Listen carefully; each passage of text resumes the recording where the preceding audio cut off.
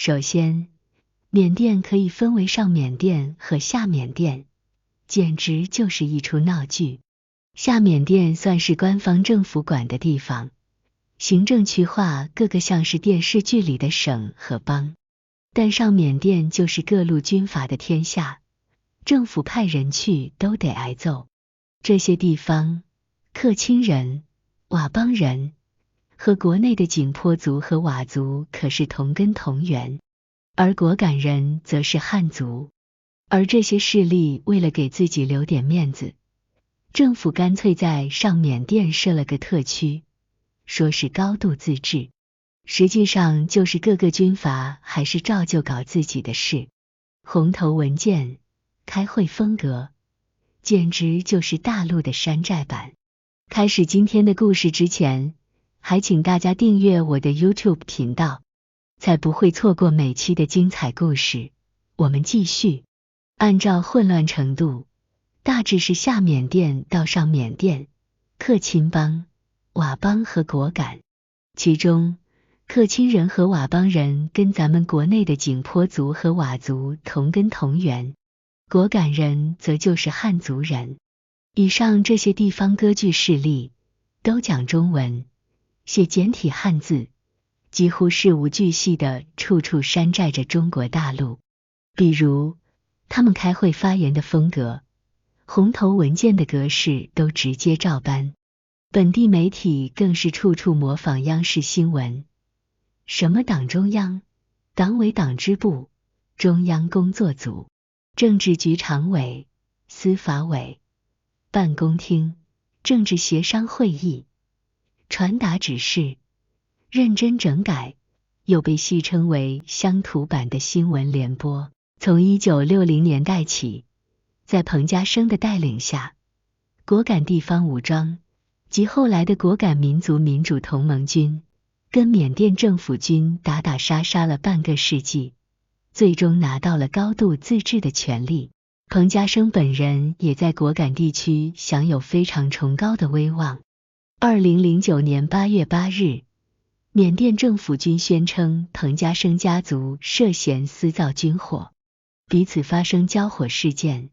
最终导致政府军再次大规模进攻果敢，迫使彭家声带队流亡。随之，果敢内部也很快陷入了四分五裂的局面。2022年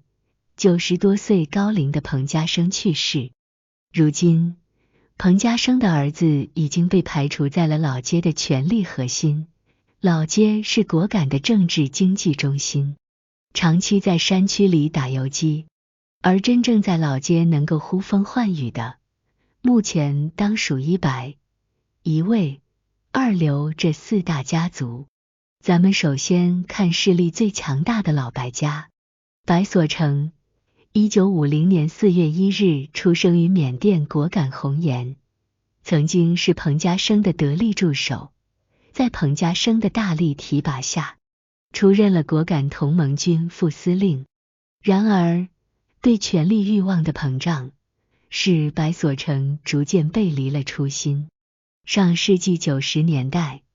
彭家声遭杨茂良兄弟算计，被迫离开果敢。作为军队二把手的白所成，竟然直接选择投靠了杨茂良的阵营。10年后，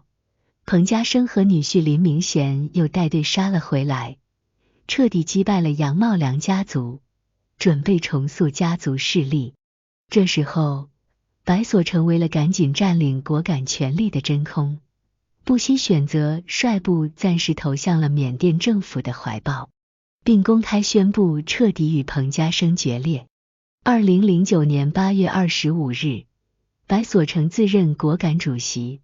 同时开始清洗果敢权力阶层。2天后，白所成率部联合缅甸军队与原主席彭家声部发生武装冲突，曾造成大量难民涌入中国边界。再后来，随着彭家声的果敢同盟军不断反攻果敢，以及金三角联合禁毒活动的深入，缅甸政府随便找了个借口，直接撤销了白所成的职务。但正如前面说的那样，缅政府的政令在上缅甸是没有执行力的，所以老白家在果敢依旧势力强大。其长子白英能担任着果敢拱发党党委书记以及百盛集团董事长，次子白英仓既是果敢财政局副局长，又是果敢民兵大队的大队长，百盛集团总经理，苍盛科技园区创始人。这个百盛集团的业务包罗万象，注意，不是美国的那个百盛餐饮，其中最发达的就是博彩行业和地产开发。其地产开发的一个重头戏就是苍盛科技园区。在细巴，苍盛科技园区又属于诈骗组织云集的一个重要据点。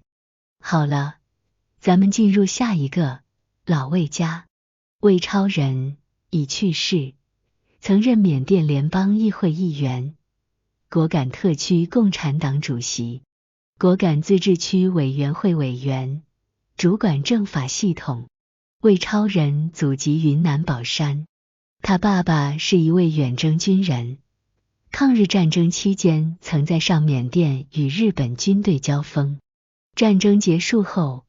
魏超人的父亲并未回老家，而是留在果敢地区，给土司当医生。魏超人的经历跟前面的白所成类似，也曾是彭家声一手提拔出来的果敢同盟军的核心人物。为了争权夺利，在最危急的时刻，选择了背叛。老魏家旗下有个亨利集团，明面上主要经营的是东南亚酒店、娱乐、旅游、地产开发、矿产开发、黄金珠宝行业等。当然，暗地里最挣钱的还当属博彩、电信诈骗等业务。亨利集团在缅甸、柬埔寨、泰国都有该集团出资建立和控制的科技园区、电诈园区。这个亨利集团可能早就被国内网民们熟知，因为它有个非常与时俱进的文艺团伙，一直跃在咱们国内的短视频平台上。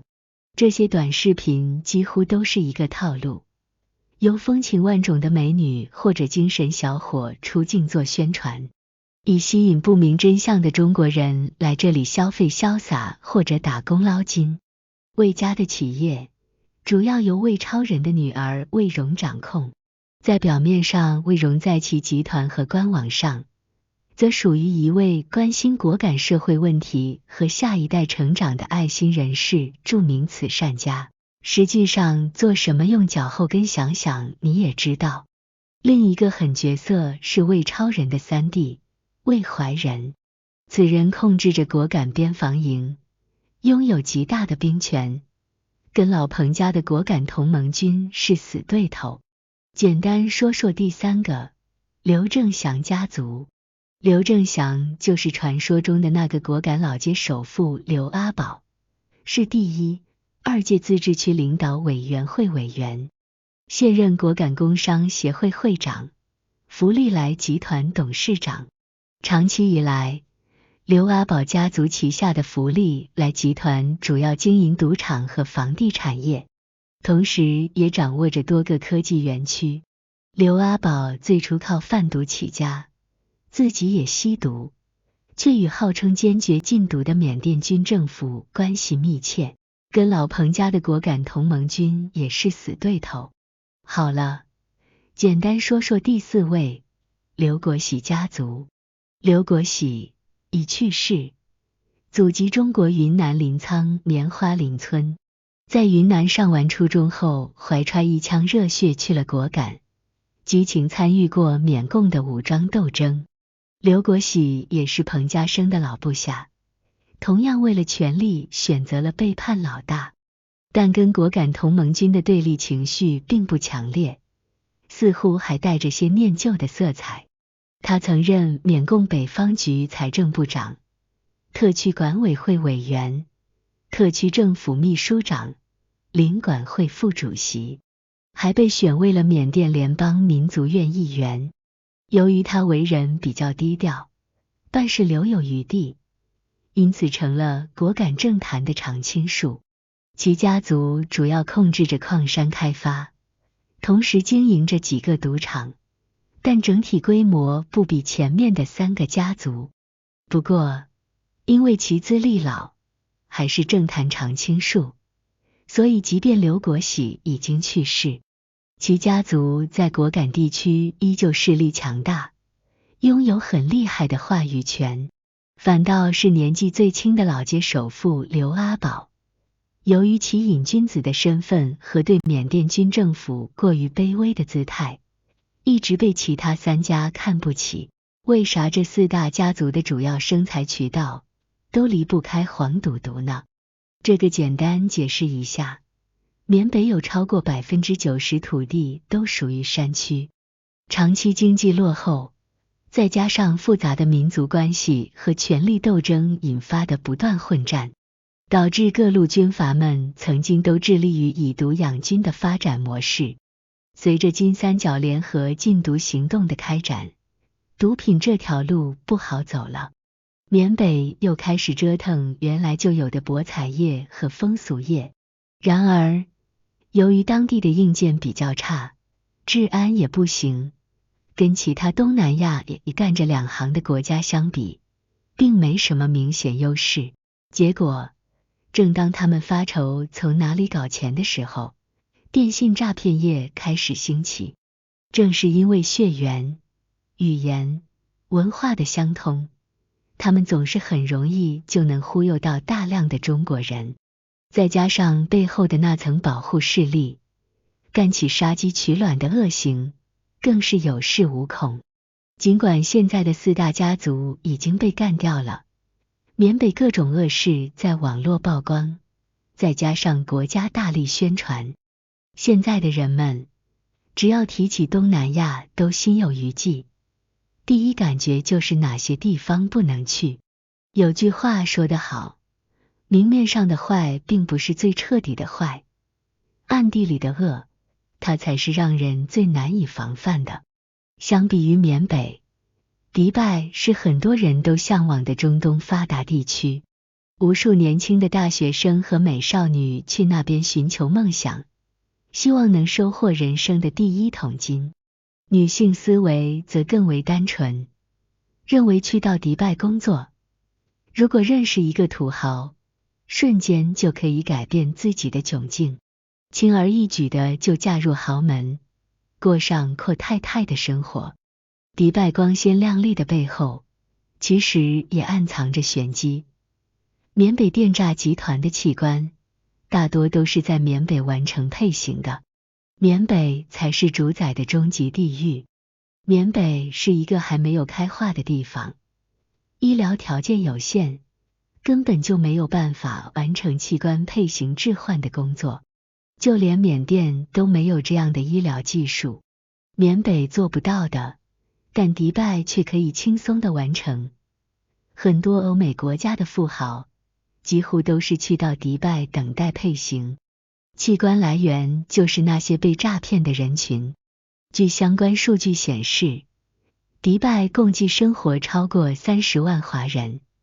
其中有10万人就在从事灰色产业，类型跟缅北差不多，都是中国人在坑中国人。迪拜有4个园区比较出名，分别为凤凰园区、永利园区、Deep 园区、绿洲园区。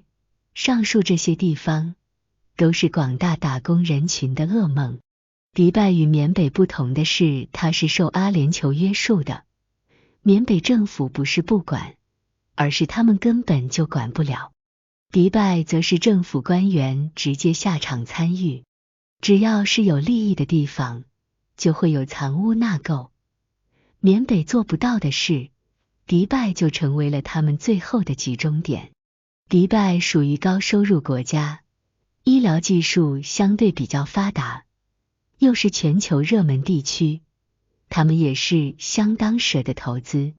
最后形成了一条完整的产业链。有相关媒体报道过的，迪拜也是全球消失人口最多的地区之一。但却始终没有引起外界的重视。之所以会有这样的现象，其实也就是迪拜犯罪分子比较懂得伪装，他们把恶深深地放在了心里，让人联想不到他们也会如此。明面上的恶不算真的恶，毕竟世人都会防范恶人，隐藏在深处的恶，才真的是叫惨绝人寰，让人不知不觉地上当受骗。有人猜测，迪拜之所以没有被大肆曝光，主要是他们比缅北更狠，作恶的方式也不同，进去的几乎都没有能活着出来的。所以不要觉得缅北的4大家族被干掉了就安全了，还是那句话，犯罪是永远都存在的。好了，今天讲到这里，别忘了订阅我的 YouTube 频道哦，再会。